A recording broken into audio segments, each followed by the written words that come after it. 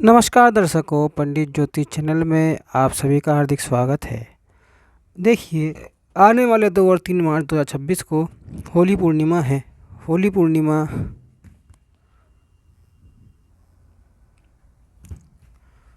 हम्म, 4 महारात्रियों में से एक महारात्रि मानी जाती है। शास्त्र कहते हैं कि प्रकृतिस्त्वं च सर्वस्य गुणत्रय विभाविनी कालरात्रि महारात्रि मुहर्रात्रि दारुणा।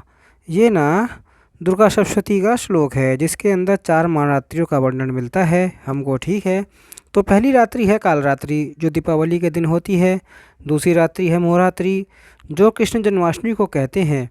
तीसरी महारात्रि कहते हैं उसको शिवरात्रि, ठीक है, जो निकल चुकी है। और चौथी दारुण रात्रि होती है, जो कि होली की रात्रि को कहा जाता है, अर्थात छोटी होली जब होलिका जलाई जाती है। तंत्र शास्त्र और पुराणों के अनुसार इन 4 रात्रियों में ना ब्रह्मांडीय ऊर्जा, जिसको अंग्रेजी में आजकल के लोग कहते हैं कॉस्मिक एनर्जी, और निश्चित काल यानी मध्य रात्रि का प्रभाव सबसे अधिक और सबसे सक्रिय सर्वश्रेष्ठ माना जाता है, यानी एक्टिव होता है। जो ब्रह्मांडीय ऊर्जा होती है वह खूब सक्रिय होती है, यानी एक्टिव होती है। इसलिए इसमें की गई साधना, इसमें किया गया जप, इसमें किया गया व्रत का फल अनंत गुना होता है, अर्थात इनफाइनाइट होता है। मंत्र यदि हम लोग इस रात्रि को जप करते हैं ना, तो मंत्र सिद्धि को प्राप्त हो जाता है।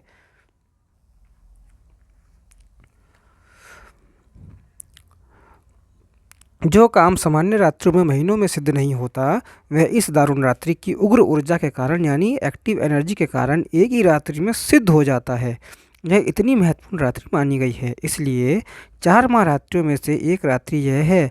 दारुण का क्या अर्थ होता है? तो दारुण का अर्थ होता है भयंकर या उग्र। यह आसुरी शक्तियों के ध्यान की रात्रि है, यानी कोई भी आसुरी शक्ति हो, नेगेटिव एनर्जी हो, उसको हम लोग दबा सकते हैं अपनी साधना के माध्यम से, अथवा तो वश में कर सकते हैं अपनी साधना के माध्यम से। तंत्र शास्त्र के अनुसार इस रात उग्र देवों के, जैसे नरसिंह भगवान उग्र देव हैं, है ना, और जैसे कि कोई भी देवी का रूप हो उग्र रूप में, जैसे कि माँ काली हैं, उनकी साधना इस रात्रि में की जाती है, ताकि जीवन के घोर संकटों, नकारात्मक शक्तियों और शत्रुओं का शमन हो सके। यदि कोई संकट में पड़ा हुआ है, यदि कोई नरसिंह मंत्र जप करता है, तो मैंने तो अपने जीवन में अनुभव किया है, यह नरसिंह मंत्र तुरंत हमारी सहायता करता है। यह नरसिंह मंत्र का प्रभाव है, और इस रात्रि में नरसिंह मंत्र का जप करने वाले के ऊपर शत्रु की दाल नहीं गलती है, मुसीबतों से वह सहज में ही निकल जाता है। अपने उस मंत्र के प्रभाव से इस रात्रि में आपको ना जो भी भगवान का नाम प्रिय हो, जिस भी भगवान में, देवी देवता में श्रद्धा हो, उनके खूब नामों का जप करना, मंत्र जाप करना, क्योंकि यह नाम और प्रभावशाली हो जाता है आपके जीवन में, यानी यह सिद्धत्व को प्राप्त होता है। अब देखिए, इस वर्ष ना 2026 में बड़ा ही विवाद है कि होली का दहन कब करना है, लेकिन इसके पहले थोड़ा सा और मैं आपको कुछ बताऊंगा, वह भी आप लोग सुन लीजिए कि पूर्णिमा ना 2 मार्च को लग जाएगी, ठीक है, और शाम को लगेगी लगभग 5:55 से, और अगले दिन यानी 3 मार्च को 5:07 पर यह पूर्णिमा समाप्त हो जाएगी। तो होली की रात्रि का जागरण कब करना है? ढेर सारे कमेंट आए हैं, मैसेज आए हैं। होली की रात्रि का जागरण आपको ना 2 मार्च को करना है। 2 मार्च की रात्रि में ही आपको यह रात्रि मिल जाएगी, जो होली वाली रात्रि होगी, जो होली की पूर्णिमा वाली रात्रि होगी, जिसको हम लोग महारात्रियों में से एक मानते हैं। और एक प्रयोग आपको ना जो 2 तारीख को करना है, वह सबसे उत्तम प्रयोग है, सबसे सरल प्रयोग है, जो सभी लोग कर सकते हैं। देखिए, होली की रात्रि ना जब शाम हो जाए, सूर्यास्त हो जाए, उसके बाद आपको क्या करना है कि चौखट के बाहर, समझते हैं ना चौखट क्या होती है, जो आपका दरवाज़ा हो उसके बाहर आपको दिया जलाना है। देखिए, सभी लोग तो होली जलाने नहीं जा सकते हैं, तो कौन सा उपाय है जो हम लोग सहजता से, सरलता से अपने अपने घर में कर सके, तो वही उपाय मैं आपको बता रहा हूँ। और होली दहन की बात आई है, तो महाराज होली दहन ना मंत्रोक्त होनी चाहिए। उसके अंदर विशेष लकड़ियों का उपयोग किया जाता है, गोबर के कंडों का उपयोग किया जाता है, मंत्रों सहित, विधि विधान सहित होली की स्थापना, उसका पूजन किया जाता है, फिर उसको जलाया जाता है। और उस होलिका में कुछ कुछ चीज़ें हम लोग डालते हैं, तो हमको उन चीज़ों से बहुत सारी चीज़ों का लाभ मिलता है, जैसे कि नारियल हो गया, बताशे हो गए, अन्य अन्य चीज़ें उसके अंदर डालने से अलग अलग हमको लाभ मिलता है। लेकिन कहीं पर यदि कोई लोग कचरा रख कर जला देते हैं, कई लोग ऐसी ही लकड़ियाँ इकट्ठी करके कूड़े कचरे की, उसके अंदर गत्ते आदि रख के, प्लास्टिक आदि डल के उसको जला देते हैं, तो उसमें आप ना कुछ भी मत डालना, क्योंकि उस पर कोई लाभ नहीं मिलने वाला है, ना आप अपने पैसे डालना, ना एक नारियल का टुकड़ा डालना, कुछ भी मत डालना, इससे कोई लाभ नहीं होने वाला। हम अपनी संस्कृति को विकृति की ओर ले जा रहे हैं। शास्त्रोक्त विधि विधान से होलिका का दहन करना चाहिए। खैर, बात चली थी कि सभी लोग तो होलिका दहन नहीं कर सकते हैं, तो हम अपने अपने घर में क्या करें, तो अपने अपने घर में चौखट के बाहर आप चौमुखी दीपक जला लेना। यानी एक ही दीपक में 4 बत्तियां होती हैं ना, चारों तरफ मुख वाली, उसके अंदर सरसों का तेल भर देना और चारों बत्तियों को जलाकर घर के बाहर आपको रख देना है, चौखट के बाहर। उस दीपक के नीचे आपको अक्षत का आसन देना है। अक्षत नहीं मिले, अर्थात अक्षत मतलब चावल, तो थोड़े पुष्प के भी आसन आप लोग दे सकते हैं। यह कब करना है आपको? 2 तारीख को सूर्यास्त के बाद करना है।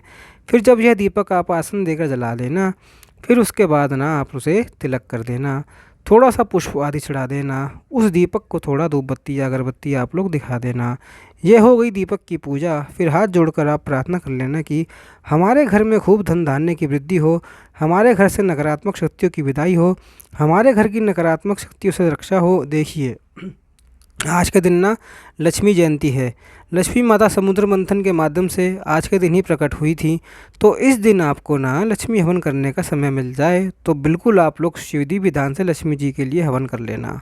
श्री सूक्त के माध्यम से कैसे करना है तो उसके ऊपर भी मेरा वीडियो पहले से ही पड़ा हुआ है चैनल पे, आप लोग सर्च कर लेना श्री सूक्त हवन बाय पंडित ज्योतिष 23, तो आपको मिल जाएगा। लिंक मैं आपको इसका डिस्क्रिप्शन में भी दे दूँगा। अब इस हवन में ना हमने बेलपत्र आदि के माध्यम से हवन किया है।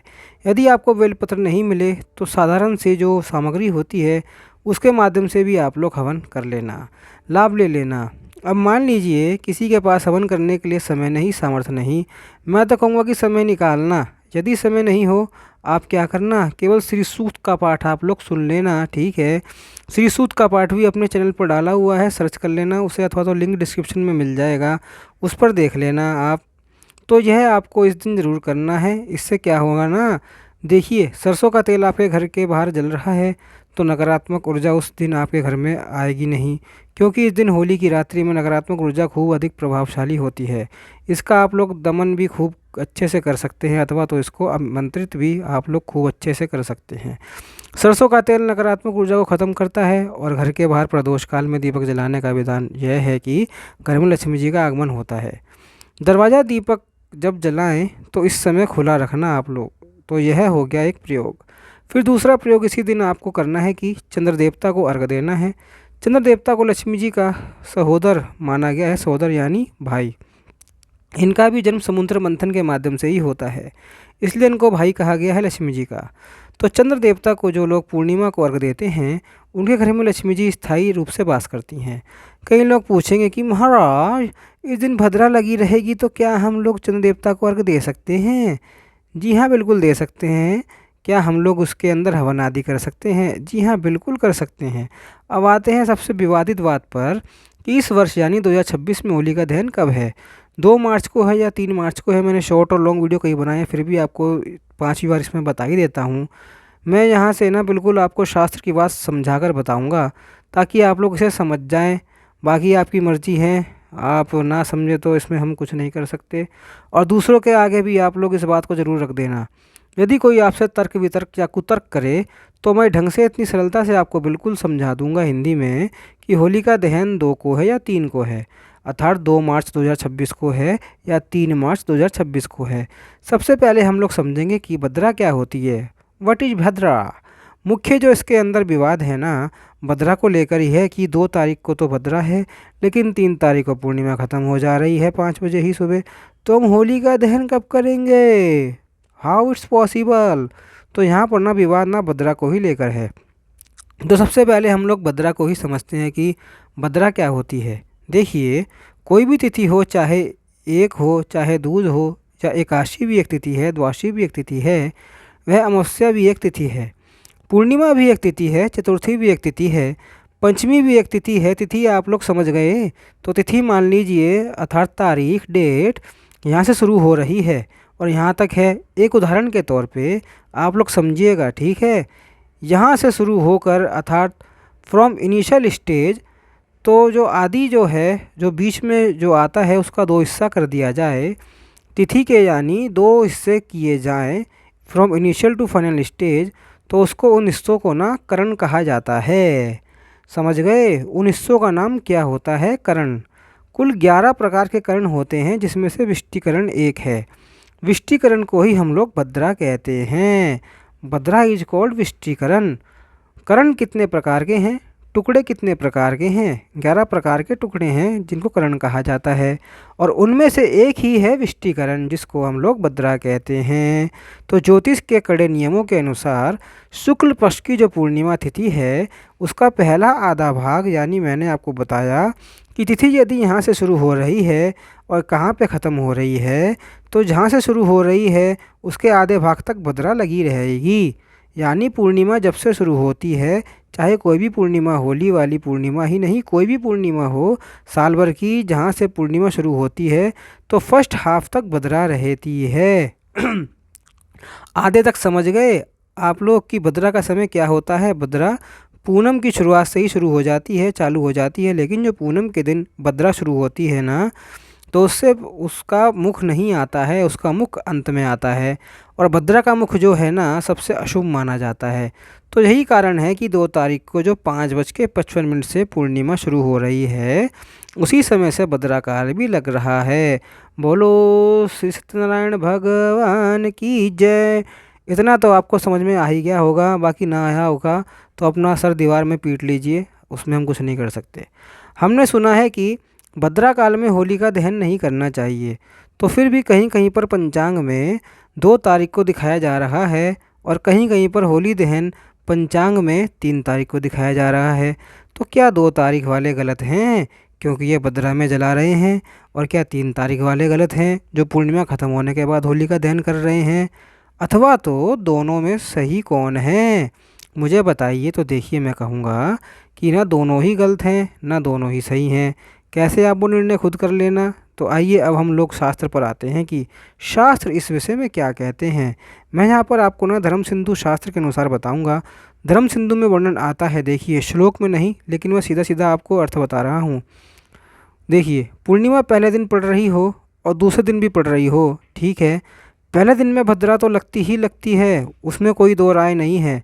लेकिन दूसरे दिन यदि यदि पड़ रही हो तो उसके अंदर प्रदोष काल नहीं भी लग रहा हो, तो भी उस पूर्णिमा के दिन होली का दहन किया जा सकता है, भद्रावली को छोड़कर। लेकिन दूसरे दिन में एक शर्त डाल दिया गया है कि यदि दूसरे दिन पूर्णिमा है, भले ही शाम को नहीं है, प्रदोष काल को स्पर्श नहीं करता हो, है ना, लेकिन यह ना 10 या आधे घंटे, 1 या आधे घंटे होनी चाहिए।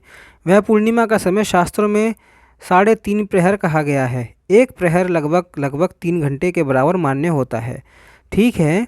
तो 10 या आधा घंटे यदि दूसरे दिन पूर्णिमा है तो उस दिन आप होली का दहन कर सकते हैं। बोलो श्री सत्यनारायण भगवान की जय। समझ गए आप लोग इतना? तो दूसरे दिन जहाँ जहाँ भी सूर्योदय पहले होता हो, जैसे कि पूर्वी भारत में सूर्योदय ना पहले हो रहा है, तो उनको 3 तारीख को पूरा 10 घंटा मिल जा रहा है, तो वह लोग शास्त्र के अनुसार 3 तारीख को होली का दहन कर सकते हैं, तो वे बिल्कुल सही है। और जहाँ पर सूर्योदय तनिक लेट हो रहा है, दूसरे दिन आपको पूर्णिमा पूरे 10.5 घंटे नहीं मिल रही है, तो शास्त्र आज्ञा करते हैं कि पहले दिन वाले ही भद्रा योग में आप लोग होली का दहन कर लेना।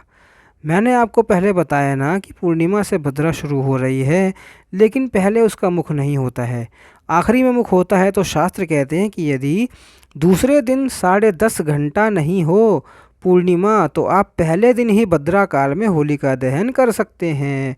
तो यहाँ पर जो 2 तारीख को होली का दहन कर रहे हैं वे भी सही हैं, क्योंकि उनके यहाँ, उनके राज्य में 3 तारीख को 10.5 घंटे पूर्णिमा नहीं मिल पा रही है। इतनी बात समझ गए? अगर नहीं समझे तो होली में कूद जाना, होलिका के सारे मुहूर्त निकल जाएंगे, ठीक है। अब आप लोग की 3 तारीख को यदि आपके यहाँ पे 10 या 10.5 घंटे पूर्णिमा का योग है, तो 3 तारीख को होली का दहन करिए। यदि 3 तारीख को आपके पास में 10.5 घंटे पूर्णिमा का योग नहीं लग रहा, तो चुपचाप आप आंख बंद करके 2 तारीख को होली का दहन कर लीजिए, ठीक है। इतना आप लोग समझ गए होंगे, नहीं समझे तो होलिका में कूद जाओ। अब स्पष्ट हो गया होगा कि कहीं कहीं पर 2 तारीख है, कहीं कहीं पर 3 तारीख है। और देखिए यहाँ पर जैसे कि काशी पंचांग हो गया, जैसे कि दीर्घ पंचांग हो गया, और भी चंडांशु आदि पंचांग हो गए, चंडाल पंचांग हो गया, इत्यादि हो गए, हमारे अलग अलग अपने अपने समय गणना के अनुसार बता रहा हूँ। अब मैं आपको बता दूं, दो उदाहरण लेता हूं दो पंचांगों की। एक तो काशी पंचांग हो गया जो वाराणसी आदि से प्रकाशित होता है, दूसरा अपना दीर्घ पंचांग आदि हो गया। तो दोनों में समय का डिफरेंस क्यों हो जाता है? जब पंचांग तो एक ही है, शास्त्र एक ही है, ग्रंथ एक ही है। तो यहाँ पर डिफरेंस इसलिए होता है क्योंकि जो पंचांग है ना, कई आधुनिक पद्धति से चलते हैं, ग्रह नक्षत्रों का अच्छे से सटीक मान के चलते हैं। कई जो है ना प्राचीन पद्धति लेके चलते हैं। तो वहाँ पे 2-3 घंटे का डिफरेंस या कुछ क्षण का डिफरेंस हो जाता है। यदि आपका कोई शंका हो कि आपके राज्य में कैसा है, कब दहन करना है, तो आप अपने लोकल पंचांग जो होते हैं ना, जैसे कि काशी वाराणसी वाले, यहाँ पर जो यहाँ के अनुसार जो पंचांग बनाए जाते हैं, उनके अनुसार भी आप होली का दहन कर सकते हैं। अथवा तो जो मैं आपको यहाँ पर समय बता रहा हूँ उस हिसाब से भी आप लोग होली का दहन कर सकते हैं। समय आपको वीडियो के आखिरी में पता ही चल जाएगा। मैं एक चीज़ और आपको बता दूँ, जो कि शास्त्र कह रहे हैं कि इदम होलिका पूजनम श्रवणा कर्म आदि वक्त्वापि कुर्वती। यह होली का पूजन श्रवण कर्म आदि के समान भोजन करने के बाद भी किया जा सकता है। ऐसा नहीं है कि हम लोग भोजन नहीं कर रहे हैं, होली का दहन करेंगे उसके बाद ही भोजन करेंगे, ऐसा नहीं है। कोई इसके अंदर कड़क रूल नहीं है, कोई कड़क नियम नहीं है। आप लोग भोजन करके भी होली का दहन कर सकते हैं, पेट पूजा करके भी होली का दहन कर सकते हैं। यदि पहले कर रहे हैं तो भी चल जाएगा। यह बात कई लोग भी नहीं जा पता थी, यह शास्त्र में लिखी थी तो मैंने आपको बता दी। अब देखिए, मैंने पिछले वर्ष सोचा था ना कि होलिका दहन के ऊपर भी संपूर्ण विधि विधान बनाऊंगा कि कैसे लकड़ी गाड़ी जाती है, ज़मीन में कैसे सजाई जाती है, कैसे गोबर के उपले रखे जाते हैं, कंडे रखे जाते हैं, उस होलिका में क्या क्या डाला जाता है, मंत्र कौन कौन से होते हैं, उसके बाद परिक्रमा कैसे करनी है, क्या क्या करना है, सब विधि विधान का सोच के रखा था। लेकिन इस समय सुविधा व्यवस्था नहीं बन पाई तो नहीं कर पाया। और इसलिए सोचा था मैंने कि ताकि आप लोग ना उसको देखकर अपने गांव में, नगर, शहरों में अच्छी विधि विधान से कर सकें, जिससे आपको संपूर्ण लाभ मिले। क्योंकि जो होलिका विधि विधान से की जाती है ना, उसकी जो राख बच जाती है उसको आप उठाकर डिब्बी में रख सकते हैं, और उससे कोई तिलक करता है बच्चों को तो उनको कभी नज़र नहीं लगती। ऐसा प्रभावशाली वह राख होती है।